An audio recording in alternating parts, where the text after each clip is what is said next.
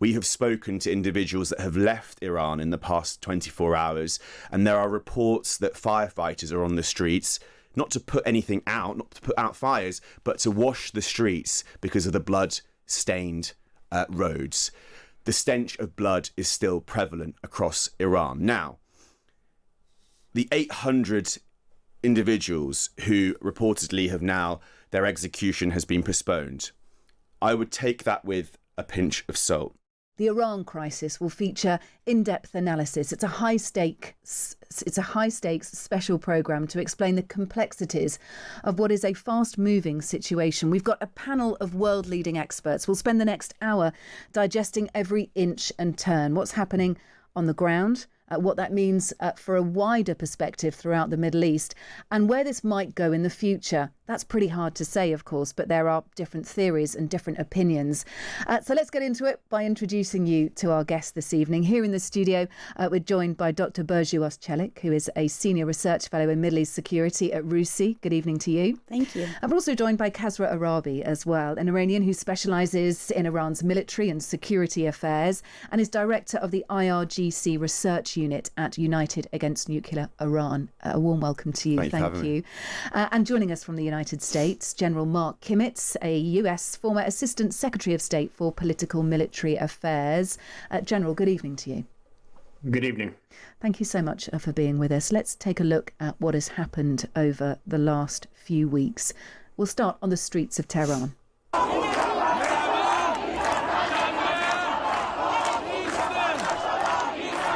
Well, of course, protests have been widespread and they've been deadly as well. Initially, protesters in their thousands took to the streets. After a bit of a delay, the regime began their crackdown. Shootings, killings and rumoured executions as well. Well, this evening, Caroline Levitt told a press conference that 800 executions that were scheduled to take place yesterday were halted. What I will say with respect to Iran is that the president and his team have communicated to the Iranian regime that if the killing continues, there will be grave consequences. And the president received a message, as he revealed to all of you and the whole world yesterday, that the killing and the executions will stop. And the president understands today that 800 executions that were scheduled and supposed to take place yesterday were halted. And so the president and his team are closely monitoring this situation. And all options remain on the table for the president. OK, that was the White House press secretary there. Let's try and get an understanding of exactly what is happening at the moment. Kasra Aarabi, let's come to you first of all.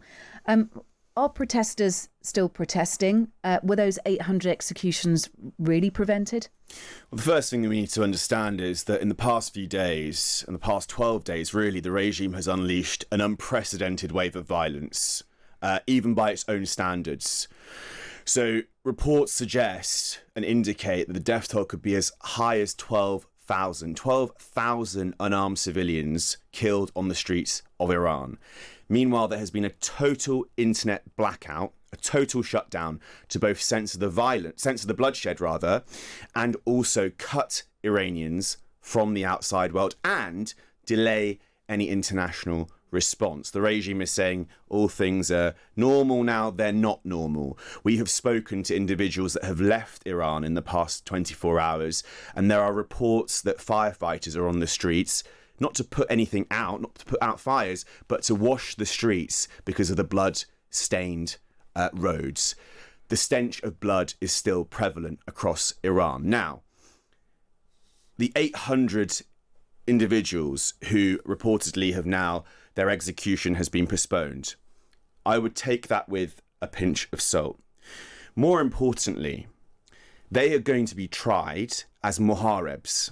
Muhareb in Sharia, in Iran's regime, is the most severe punishment. Muhareb means waging war against God. Now, according to their penal code, if you are charged as a muhareb, execution is definite, but you must not just be executed. This is according to their own textbooks, the textbooks of the regime. Muharebs must not only be executed, they must also be tortured prior to their death. And in 2022, 2023, during the Woman Life Freedom protests, individuals who were charged with Muharib were tortured, including sexually tortured, prior to their death, prior to being executed. So that risk is still there, and we can be sure. We had the head of Chief Justice today saying that the people want these individuals, their base, to be executed. So we're just carrying out the orders, the will of the people. The situation is extremely dire. The regime has gone into full brutality mode. It's only going to get worse. The optics of sort of where we are, I was reading quite a few pieces over the past few days, Burcu, about how the regime will topple. There is momentum. This is going to happen. Whereas initially, when I first started reporting on this, just after Christmas, there were doubts about how long it would hold for and how big it would turn out to be. It's been absolutely huge. It's been monumental. It is a moment in time to mark. But my question to you is, based on what's happening now, will the regime, is it still likely to fall? Is this likely to be a movement that will cause radical change in Iran? I think what's undeniable is that this is an unprecedented moment of fragility and brittleness in the regime. The question is, when will it fall and what will come after? The timeline is unclear, and particularly over the past day or so, with President Trump's announcement, his statement that executions have halted, as we were just discussing, I think we've now entered a new phase of greater uncertainty over the next few days in terms of what or if a U.S. military strike, which seems still likely, and I would argue it is still on the table, whether that takes place and what the target deck might look like. In terms of will the regime topple, I think the concept of regime collapse itself is quite problematic. What we will likely see instead is some type of transition, whether it's led by one individual or a constellation of leaders across the security forces, intelligence. That is yet to be determined. And I think that is going to be a process of negotiation, of action, of reaction, a protracted and quite painful process that must be led, I think, from within Iran and by the Iranian people. What's commendable is the bravery of the Iranian protesters and the fact that they have been undeterred despite this horrific brutality that the Iranian regime has unleashed upon them and across Iran, not just in Tehran. Donald Trump's name, of course, has been interwoven throughout all of the reporting here. He was very early on warning Iran not to be violent, not to kill protesters, otherwise there would be consequences. There are conflicting reports. Let's just come to you, General Mark Kimmett. Conflicting reports on why Trump has not issued a strike order yet. The New York Times reporting that the Israeli Prime Minister Netanyahu had asked Donald Trump to postpone any plans for an American military attack on Iran. Gulf states also saying that they had been involved in 48 hours worth of negotiations with the US, sort of telling them to hold off for now. Do you have any understanding about what has happened? No, I don't think I know any more than what we're reading in the public domain right now. The fact remains is that aside from President Trump being quite mercurial, I don't think he necessarily wanted to put American troops in harm's way simply for a fleeting opportunity that may or may not result in regime turnover. I don't necessarily think that he has stepped back or stepped down from his intention. I believe that he has not changed his plans. He just fundamentally may have holstered his gun in order to see what happens over the next few days. There could also be military reasons that we're not aware of. It could be that the exquisite targeting we had and the exquisite intelligence we had on the Maduro raid isn't present on the ground in Iran. So I can think of a number of reasons, but I believe, as Burcu said, that he has not completely abandoned his view of the protesters and could very well be seeing this as an opportunity when the Iranian regime has its back against the wall to resolve some unstated and stated issues between our government and the government of Iran. Okay, so negotiation, in other words. will come back to... No, I didn't say negotiations at all. In fact, I heard Abbas Araghchi last night on a long-form interview with Fox News. That's the Iranian foreign minister. The Iranian foreign minister put down the standard talking points about their willingness to negotiate, and there was nothing new there. And there's no way that President Trump is going to enter into negotiations if we hear the same blather that we've heard for years. Okay. Just a quick one on what's happening in the air and at military bases, at the evidence, I suppose. We're obviously hearing lots of different opinions about who has stopped Donald Trump from enacting a strike for now. But do we know what's happening with US mobilization? Physical proof that the US may be getting ready for something? Well, I don't know and couldn't tell you if I did more than's already in the public domain. Look, the United States military is an exquisitely capable force. Mobilization gives the inference of days and weeks to get ready. The United States military, particularly those forces that are in the Middle East, are on hour-long readiness rates. So assembling the force that would be necessary to do a raid not dissimilar at the scale, even though the targets would be different, at the scale that was done in the 12-day war, that's fairly routine for our military. All right. Let's talk a little bit about foreign interference with you, Burcu, if that's okay. There were reports of burning of mosques and institutions, rumours of foreign interference. Just talk to us about that. Is there any basis to it? I think it's very difficult to tell. I will open with that. There has been disinformation from the Iranian regime side, certainly. And a narrative tool that the Iranian regime has often used and is certainly digging into now as well, is that these protesters are agents of foreign interference. They are an extension of the U.S. and Israeli-led 12-day war in June. And that is the Iranian regime's perception of the protests, not as an organic, civilian-led outburst of disobedience and civil disobedience and protest, legitimate protest, but rather the product of external interference, that they are terrorists. And this has been the deliberate language used by the regime in recent days and weeks. And in doing that, it delegitimizes the protesters and it puts them in their lives in grave danger. The fact that, and what makes this wave of protest so distinct from previous waves, is how far U.S. President Trump has gone in expressing support in defense of the protesters. We're locked and loaded. We are ready to go. Help is on the way. Help is on the way. Help is on the way. A bold pledge. And that's had a huge impact on the streets, by the way. So this protest movement that we're seeing on the streets isn't a flash in the pan moment. It's not come out of nowhere. It goes back to 2017. In 2017, a new wave of protest gripped Iran. This wave of protest was explicitly calling for the downfall of the Islamic Republic, the Islamic regime. It reoccurred again in 2019 and again in 2022, 2023. Because of the death of Mahsa Amini. Absolutely. So the frequency, scale and size of protests in Iran, if you track that pattern, you see this is increasing. Similarly, the regime is using more violence to hold on. The regime, the Islamic Republic, rests only on one pillar, and that is suppression.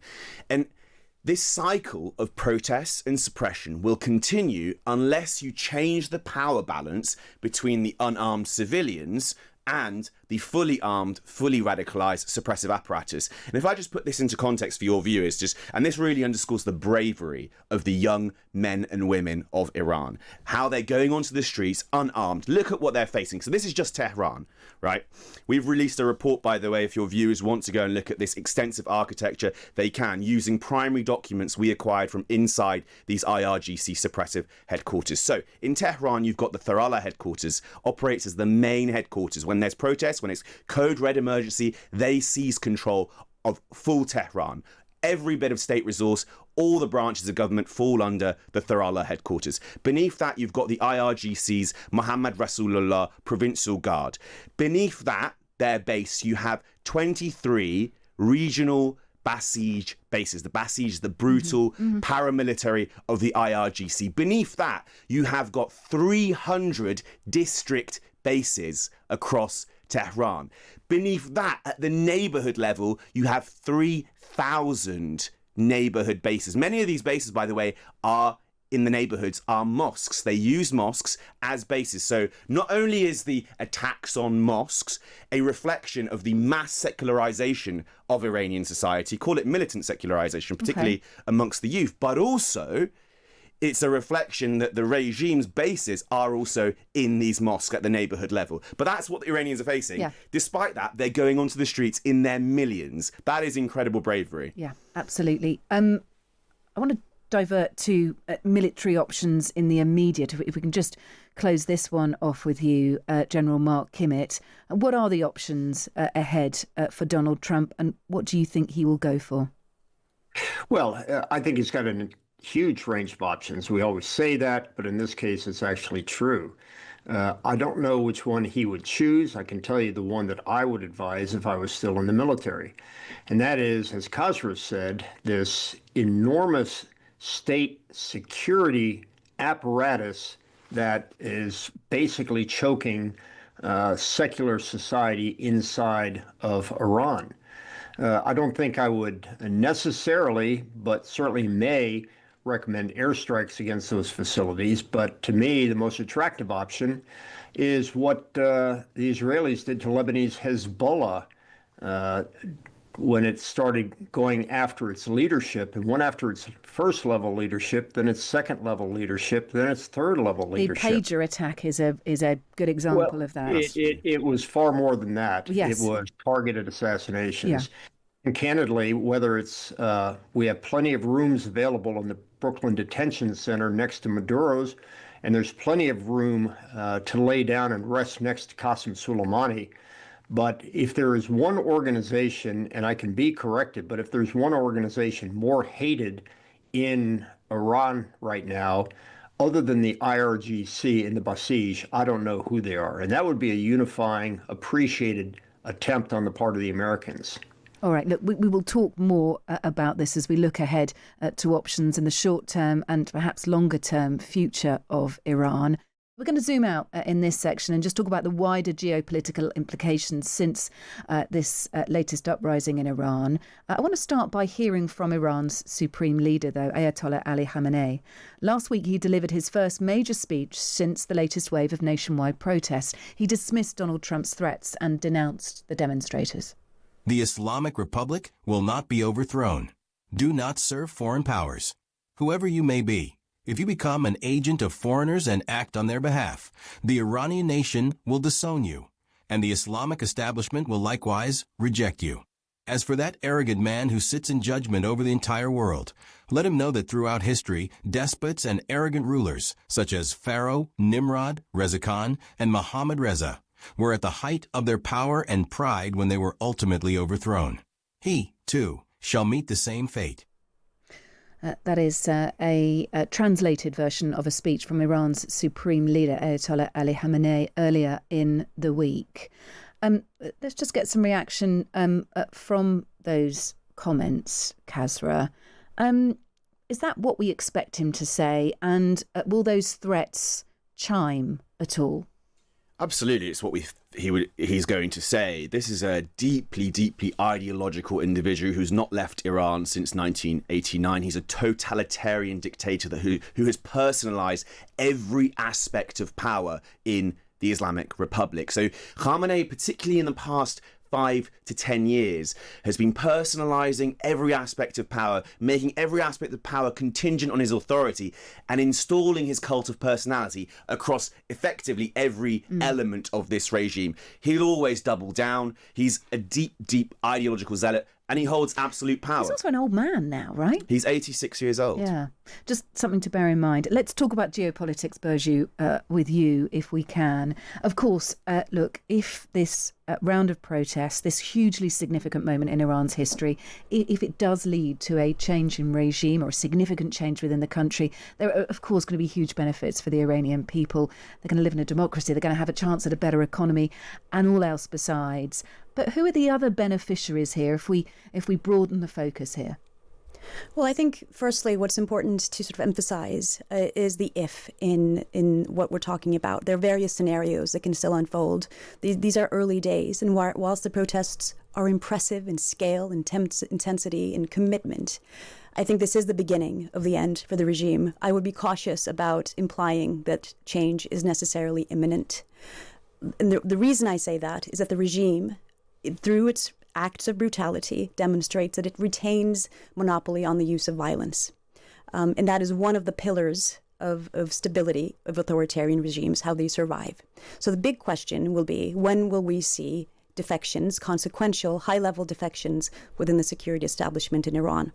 So far, what we're seeing is generally cohesion. And when that breaks, when that breaking point will arrive, I think is something to watch out for in terms of indications of what might come next. The consequences of a political transformation or a transition collapse of the Islamic regime will have ripple effects across the region, unquestionably. Iran, in its current form since 1979, has been a major spoiler in the region, a destabilizing force, exporting the ideas and the violent ideology of revolution. The death to America, the death to Israel chants have been deeply and desperately destabilizing. And in this current moment, in the uncertainty, this window of uncertainty that we're talking about with President Trump's statements, I think that is very much motivated by back-channeling, diplomacy, an effort by the main protagonists in the GCC, UAE, Qatar, and Saudi Arabia, trying to, as well as Oman, trying to de-escalate the current situation, walk back military strikes by the United States that could cause Iran to retaliate in a way that harms the Gulf countries chiefly. So they're sort of saying softly, softly for now, yes, rather than inflame it completely. Yes, and they've also mentioned the potential shock to oil prices. Of course, Iran's threat to disrupt the Strait of Hormuz. We saw this last year during the 12-day war as well. What is interesting is whether this is, as was discussed, a means to buy time whilst the United States moves key military assets into the area. Yeah. Is this a delay tactic? Is this, I don't want to use the word deception, but is it misdirection for the time being? Or is this a moment in which the Trump administration potentially and allies might be testing whether the regime is prepared to make very painful but major concessions on the nuclear issue? Anything that emerges might be a bad deal. Yeah. And there will be objection to that, particularly from Israel, which rightly sees Iran as posing an existential threat. Okay, let's talk about Israel. I want to talk about the UK as well, if we can bring some domestic focus into this, Kasra. So let's go for Israel first. Look, if the Islamic Republic collapses, the Islamic Republic is driven by an anti-Semitic ideology. It is the most anti-Semitic regime that has existed since Nazi Germany. Just to give you a quick example, the operational name they used to attack Israel in last year was called Operation True Promise. You kept hearing this in the news. No one really knew what it meant. Operation True Promise refers to an Islamist doctrine, refers to the 6th Shia Imam Sadiq, who promised the annihilation of the Jews. They have used that as their operational name when they were targeting Israel. That has the same common connotations as the Final Solution. This is a deeply anti-Semitic regime. Now, contrary to that, the Iranian people, and this surprises many people when you say it, the Iranian people are actually probably in the Middle East one of the most pro-Israel populations that exists. They have welcomed strikes against senior IRGC commanders. Again, shouldn't really be surprising because it's the same IRGC that is killing Iranians on the streets today. It has been doing so for the past 46 years. The collapse of the Islamic Republic and in place of a secular state, which this protest movement, if we can say one thing, we don't know what form of government the Iranian people want, whether it's a constitutional monarchy, whether it's a secular public. That's not for you or me to decide. It's not for anyone to decide other than the Iranian people. But whatever replaces the Islamic Republic, and I disagree with Burju on this point that there will be defections, the IRGC are clerics in military uniform, and they have killed so many people. The whole membership, they're almost partners in crime. They know that they cannot defect. They know that it's too late because the pain they have caused amongst Iranian society is so high. But essentially, no one will have them. No one will forgive and no one will forget. But to go back to Israel, the collapse of that Islamic Republic regime in place of a secular democracy or a secular state in Iran would be hugely beneficial to the state of Israel. It will no longer have a state that wants to annihilate it from the map. The UK, 30 seconds or so for this. I'm so sorry. Why should your listeners care? You often hear, we shouldn't get involved, it doesn't affect us. It does affect us. What happens in Iran doesn't stay in Iran. This is a regime that has the official slogan, death to England. 20 terror plots on British soil were foiled by MI6. One of those attacks, however, wasn't foiled. An attack against my best friend, Puriya Zeraati. An IRGC proxy attack that stabbed Puriya 4 times in Wimbledon. An Iranian journalist. Absolutely.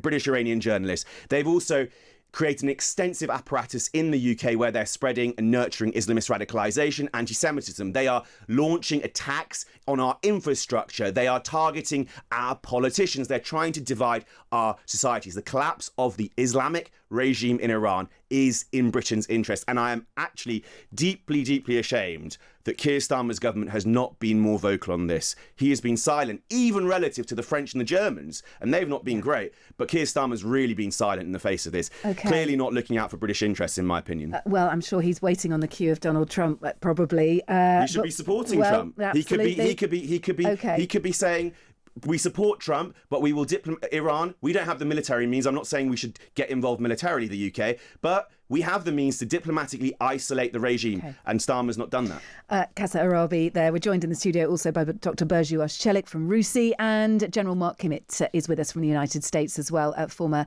official in the US Defense Department. There's much more to come from us. We're going to go back in time and look a little bit at the history of Iran pre-1975. Let's talk history now, taking a step back in time, a look at what Iran was like before Shah Pahlavi was overthrown. This is an excerpt from the documentary Iran Under the Pahlavi Dynasty. Iran, a country brimming with energy, exploding with construction and development, a dynamic state with a thriving capital. Women even playing soccer, symbol of a radical revolution against deep-rooted taboos, habits, prejudices. And on January the 16th, 1979, the Shah of Iran, Mohammad Reza Pahlavi, left the country for what would become a permanent exile after more than a year of violent mass demonstrations. This is the CBS Evening News with Walter Cronkite. Good evening. A tearful Shah of Iran left his country today on a vacation from which he may never return.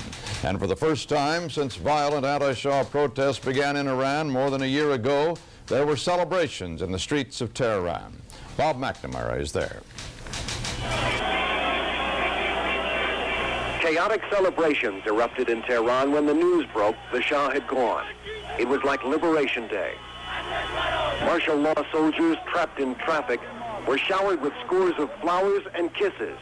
The same soldiers who were accused of murders, massacres, and atrocities in trying to keep the Shah in power. A newspaper with the headline, "Shah Leaves," was in the streets within minutes of his departure. And roving crowds chanted, "The Shah is defeated. Khomeini has won." So life under the Shah, Burju, let's come to you first of all. It's been painted as a bit of a utopia. Women are even allowed to play football, said that archive footage. Was that always the case? Is it as rosy as that?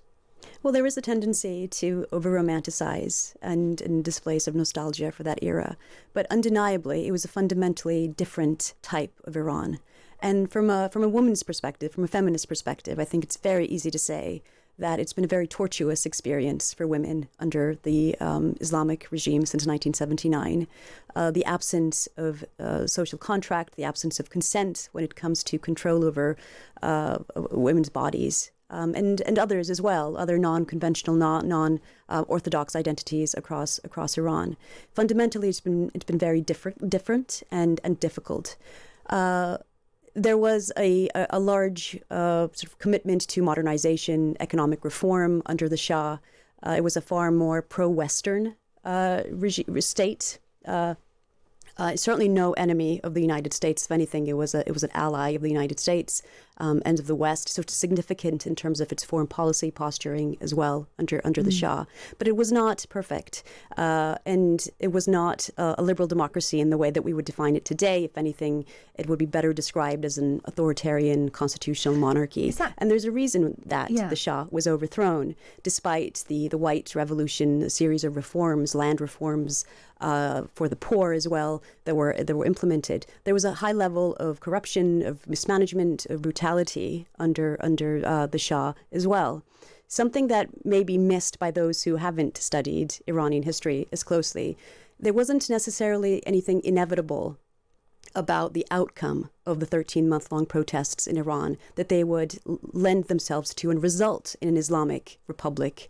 There was a tug of war, a protracted negotiation between various actors and civil society and protesters that were involved heavily in those protests. There were socialists, communists, leftists, as well as more social conservative clerics and the merchants, the bazaris as well. And at the outcome of that, it was sort of a survival of the fittest. And we saw the emergence of the Islamic Republic. And I think that history tells us something about today, the uncertainty, the various scenarios. It sounds chaotic and messy. Absolutely, it's really hard to understand how you'd go from that version of Iran to Iran under strict religious rule. It was the golden era of Iran's modern history. And that is a view that is prevalent amongst Gen Z in Iran. They look at what that's Iran also woven was. into your family Absolutely. history as well, I'm sure. My parents were teenagers when the Islamic Revolution happened. My mum missed out on university because the Islamic Revolution happened and the Cultural Revolution happened as a result of the Islamization of universities that banned women for a series of years. Before the revolution, under the Shah had modernized the country. The Shah had progressed the country immensely. Economically, people were thriving. Socially, it was liberal. Culturally, it was liberal. Politically, it was authoritarian. But let's just put this all into context. There were more people killed in the past 12 days under the Islamic regime than the entire period of the Mohammad Reza Shah Pahlavi's rule. Let's just put that in. In the last 12 days, more Iranians were killed, as many as 12,000 reports saying, than the period under the Shah. So the Iranian people look towards the Shah's time as the golden era, and rightly so. People in Iran it's very common now, you hear, we want a normal life. Under the Shah. A normal life back? A normal life back. And it's not that long. It's fresh in people's memories. It's my parents' generation. Iranians believe if we had it then, we can have it again. Iran is not like its neighbouring countries. It has experienced. Who do they blame, by the way? Because I mean, we are limited on time, but I'm just curious as to your mum cheated out of a university education. Who does she point the finger at? Well, I think there was Shirin Ebadi, who is a Nobel Peace winner, laureate. She was asked, what did Iranians have now that they didn't have during the Shah's time? And she kind of paused for a second trying to think, because obviously before, Iranians basically had everything. And she turned around and said intelligence. And I think it's quite an interesting response. But on the streets of Iran, and this is, conspiracy theories are ingrained in the Iranian psyche. Iranians believe that the West are propping up the mullahs, particularly England. They will say they believe the mullahs, the BBC, they refer to the BBC as Ayatollah BBC. What happened in Iran, essentially, as Bergy was saying, and these are the conspiracy theories that are ingrained in the Iranian psyche. The job is always an English job. These are sayings, if you lift a mullah's beard in the air, it says made in UK under it. I have no idea about that. The fact that Keir Starmer is silent right now is really... It just feeds into that, effectively. Not in Britain's long-term interest. These are obviously conspiracy theories, but conspiracy theories are ingrained in the Iranian psyche, and really, it's in Britain's interest for the collapse of this regime. Okay. General Mark Kimmitt, let's come to you. You spent several years in the State Department, in the Department of Defense over in the United States. How did you consider Iran historically? Did you have an understanding that they may get to the point where the regime is overthrown? How did you consider it? Well, we certainly did, but I think we also understood it in the context of the region and of the time. I think we can't look at Iran in isolation in the period of 1978 beyond. Look, there was a rising Islamization throughout the entire region. I mean, if you say, who do you point the figure at? You pointed at Hassan al-Banna, the founder of the Muslim Brotherhood. 79 included the takeover of the American embassy, but it also had the siege of Mecca on Ikhwan Brotherhood affiliates. You had the assassination of Sadat in 1981. You had the Mujahideen starting in Afghanistan in 1979 and beyond. So I don't think we can isolate it specifically. So it was a regional movement almost, wasn't it? It was a regional movement, a post-colonial movement. When everything else had failed, they were going to try theocracy. But how did we look at it inside of the United States State Department or CENTCOM where I served, or Department of Defense for Middle East where I served? We saw it as a growing threat. We saw it as the only reason the United States had 40,000 plus troops in the region. You ask what would change if it turned out the right way in Iran. Well, first of all, you'd expect that most of the Americans who were there and the Brits who were there only for the purpose of defending our allies in the region from the Iranian threat would finally get to come home. However, we are paradoxically held back by those countries in the region who want to go, as you said, soft. They want America to continue to defend them. They want to enjoy their petro riches, but they don't want to do the hard work, the hard lifting to defend themselves or shed blood for themselves. In many ways, they're like Aarabi, who said, we don't want the Brits to get involved in the war. We'll take the diplomacy, while inferring that the Americans can bleed. We'll do diplomacy, you do the bleeding. Well, for God's sakes, if you want to change the situation in Iran and it comes down to bloodshed, it can't just be the Americans that share the burden. All right, well, look, I'll let Kasra Aarabi come back on that point in a few moments' time as we talk about what next. The short-term future, most likely, whether that's days, weeks, or we can see a little further beyond that. We are going to draw a close to this by having a good look at what next. It's incredibly hard to predict, of course it is. So we'll urge caution. No one's here to make dramatic predictions. But we have so far neglected to talk about one man who could well be involved in the future of Iran, and that is Reza Pahlavi, who is the son of the former Shah of Iran. Of course, we've been talking plenty about him. He spoke to Fox News yesterday about his plan for new leadership of Iran. It's a combination of people who are inside Iran right now that are members of civil society. There are lawyers, experts, economists. We're talking about a very strong polity that despite this regime have been able to survive all these years, and they need to step in to fill the void. A lot of people are ready to step in. There's a counterpart outside that in a sort of hybrid system can help one another in that process. And I think the important thing is to be able to protect their identities to the very end so they're not prematurely exposed, which is why it's not so obvious that we can ask them to, show up and not be immediately endangered. So we have to be very careful about that. But we are constantly in dialogue with them, preparing that transfer. So as soon as this regime collapses, we can immediately engage those forces within. Kasra, let's come to you first of all. How much faith do Iranians have in Reza Pahlavi?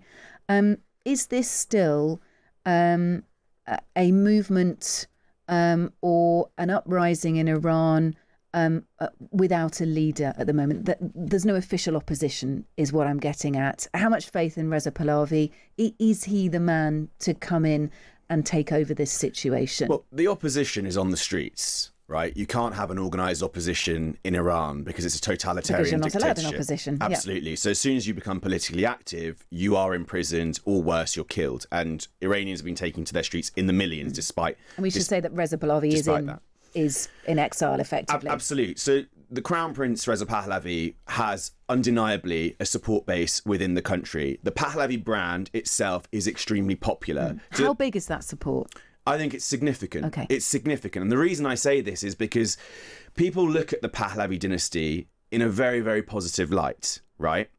There's a famous, we have the past, present and future tense, for example, something that you'll get if you go to a taxi in Iran. In Iran, you have 4 tenses. You've got past, present future and Zaman-e-Shah, which means during the Shah's time. People look at that era as the golden era. They trust the Pahlavi brand. So they have language around it. Absolutely. Wow. They trust the Pahlavi brand. Now, Crown Prince Reza Pahlavi has said that he wants to lead a transition. There is support for that. Of course, inside of the country, they are chanting his names. They're chanting pro-Pahlavi names. Now, does that mean every single person in Iran is pro-Pahlavi? No, of course not. Does that mean every person on the street in the opposition to the regime is pro-Pahlavi? No, of course not. But if there is a transition, and let's say that the Iranian people, this is the best case scenario, the Iranian people get to choose their future. The regime collapses and there's a referendum. This, by the way, this is what Crown Prince Reza Pahlavi has said. He said he'd lead the transition and there'll be a referendum. That referendum, it's quite likely, by the way, Iranians would vote for a constitutional monarchy. Equally likely, a secular republic. So the view of a constitutional monarchy in Iran, it's not that strange to say it in Britain, because we have a constitutional monarchy, right? When you talk to Americans, it's quite, whoa, the restoration of... He's talked about that, hasn't he, Pahlavi? Absolutely. Having a monarchy, but he's not taking... A constitutional monarchy. But he's not taking everyone with him on that specific He's idea, put himself forward to lead a transition. Now, if that results in the collapse of the Islamic Republic, people will absolutely support it. As I said, the Pahlavi brand itself, and the Crown Prince has been consistent in his values, and what he wants a liberal state, he wants a democracy, whether that's a secular republic or a constitutional monarchy, that's for the Iranian people to decide. And that's the argument that he's been putting forward. All right, General Mark Kimmitt, let's come to you. The US involvement in this, and I'll ask everyone to keep their answers fairly brief because we are coming to a close in a few minutes. Mark Kimmitt, tell us how the US may enable that to happen. You feel like they will have a part in this in some way, shape or form. What will that part be? Well, I hope that the part that the United States would have would be to firmly reject this notion of Reza Pahlavi taking over. Look, we got pulled into the first Gulf War with images of Iraqi soldiers spearing young babies in Kuwaiti incubators. We got pulled into the second Gulf War by these pretenders like Ahmed Chalabi and everybody who said we'd be greeted like liberators. And I don't see any firm proof that the shadow government that Reza Pahlavi is claiming that he has inside of Iran exists. So I'll refer to, in my mind, the great philosopher from my youth, Peter Townsend, when he's saying, we won't be fooled again. Burcu, I must come to you on that. Yep. I think what's true is that a sustained, externally led intervention in Iran to topple the regime will require a protracted, large-scale campaign. I just do not see the President Trump's administration is in favor of that. I don't think his base is in favor of that. It's another forever Middle East war, potentially. I don't think America will back that. So Trump, I think right now, is weighing up his options and has said, I think earlier today, that a strike, any type of military activity against targets in Iran should be of a severe enough nature to topple the regime. What that looks like is unclear without boots on the ground. And soon. And that's the type of military intervention that President Trump and his base backs. And so we have options. We have kinetic military strikes against specific IRGC or security infrastructure targets. There could be cyber operations that take place against Iran's economic banking infrastructure and critical national infrastructure to cripple the system from within and to further incite protests on the streets that could eventually lead to a domestically led Iranian overthrow of the regime. The Pahlavi question, I think, is a big one. We have to be quite realistic about that. There are other opposition figures inside Iran who could come to the center during this protracted negotiation over what comes next. Briefly, Kasra. What comes next is for the Iranian people to decide. So I'd like to hit back at our American friend on the line. It's not for America. It's not for Britain, it's not for any external power to decide how Iranians vote in a referendum, best case scenario. It is for the Iranian people to decide their own future. Okay, Mark, very briefly, 20 seconds. And when that option was offered to the people inside of Iraq post-2003, the expats and the pretenders were firmly rejected, and I would expect the same thing to happen in Iran. Well, let's not conflate Iran and Iraq. Two very different contexts, two very different societies, two very different cultures. I think it's wrong to homogeneously say just because these two states are in the Middle East, they are the same. They're not. We're going to leave our listeners to think about that. Thank you so much, everyone, for joining us. Kasra Aarabi, Dr. Bergios Celik and Brigadier General Mark Kimmitt. This has been The Iran Crisis, a 1-hour special here on Times Radio on the evening edition.